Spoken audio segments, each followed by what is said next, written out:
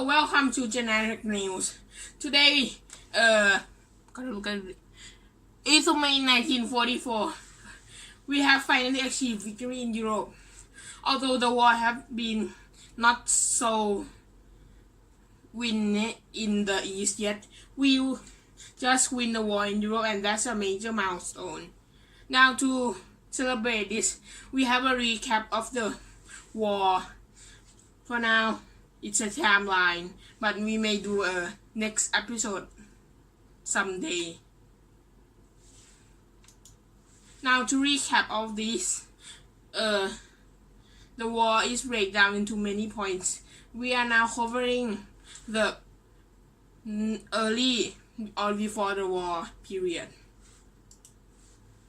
As you can see, here are some major persons in the war. For example, here is Franklin D. Roosevelt. He is the President of the United States of America in the war. Here is Chamberlain, the Prime Minister of Britain that serves before the war. After him, there comes Winston Churchill, the guy who be the Prime Minister of United Kingdom in all of the war.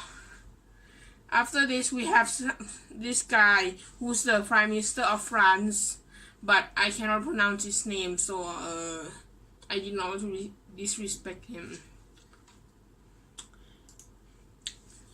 Here you're seeing some major access players. Here's everyone knows Adolf Hitler, here of Germany. Now here's Emperor Hirohito. He is the leader of Empire of Japan. Here's Benito Mussolini. He is the leader of Italy. And here's another person that I cannot pronounce name. He is the leader of Vichy France, essentially France after German occupation. And here are some other major players. Here's Joseph Stalin. He's the leader of the Soviet Union. Francisco Franco. He's the leader of nationalist Spain. And here's another guy that I can't pronounce. He's the leader of Republican Spain. Here's Chiang Kai-shek. I can't remember his name because it's quite long. And here's Mao Zedong. Both are leader of the main Chinas in many Chinas they were in at the time.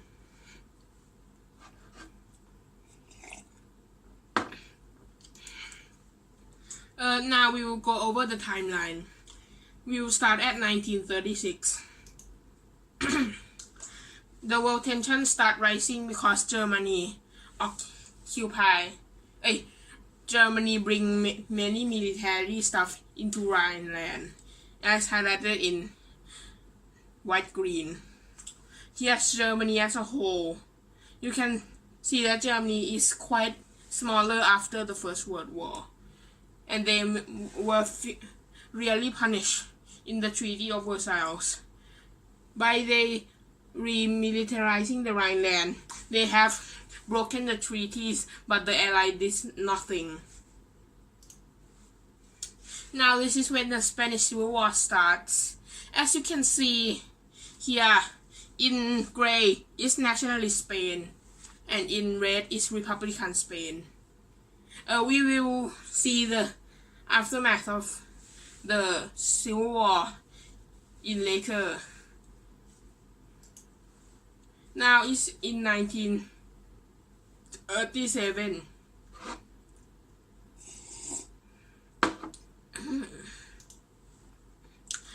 The Marco Polo Bridge incident is when the Japanese guy get killed by some Chinese guy, and then Japan, in which China have some men over the one side of the bridge, and then Japan comes to have exercise near the bridge by shooting some rounds. The Chinese thinks that Japan are waging war on them, so some shots were fired. The Japanese killed some Chinese, but then when the Japanese have a head count, they have one of the men missing. So the Japanese like, maybe he's in the city, and as China can, they search it. But China said no, so they declare war on China. Weird reason, yes. After this, we are entering 38.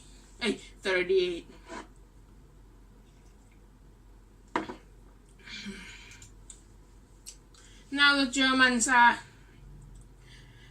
annexed Austria. Annex means to one country eat another country. In this case, you can see that Germany here just ate Austria, which is here. You can see some image here. After this, the Germans and UK and France have signed the Munich Agreement, which just says Germany can have the German-speaking land from Czechoslovakia, but they promised to not declare war. But guess what happened? Now a year has passed, and after that, Germany declares war on the rest of Czechoslovakia, but no one resists because they will know what will happen if they resist. They will get killed. So Germany become a big blob with a tail.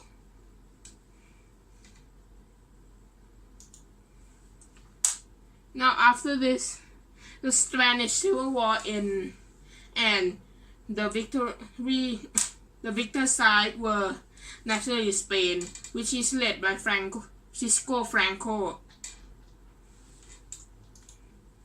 And now Italy invades Albania because Italy wants the access to the sea near them. As you can see, oh wait. Now as you can see here, Albania is occupied by Italy. Albania is highlighted in dark green and Italy is highlighted in light green. The reason for this is Italy can now be in control of the sea in its west side, as you can see here.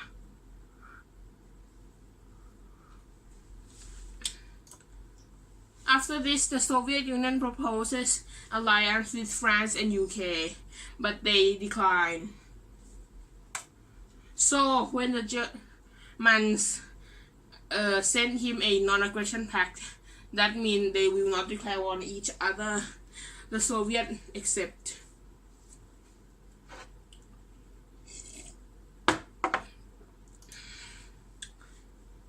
Now, after the Eastern Front has been secured, Germany launched an invasion on Poland.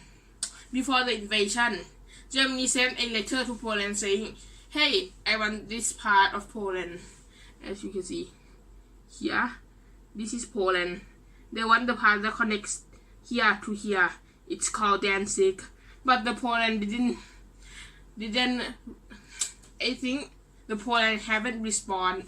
So the German declared war on Poland, and that's how the events before World War II are laid out.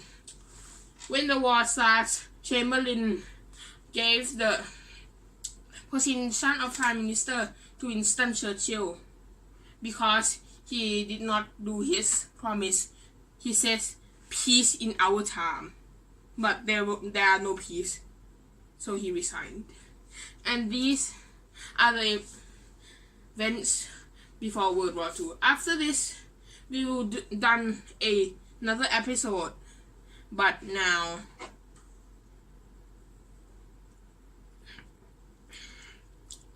my drink has been run out, so I gotta refill that first. Thank you for watching, and we will be back with another episode in the never. Thank you.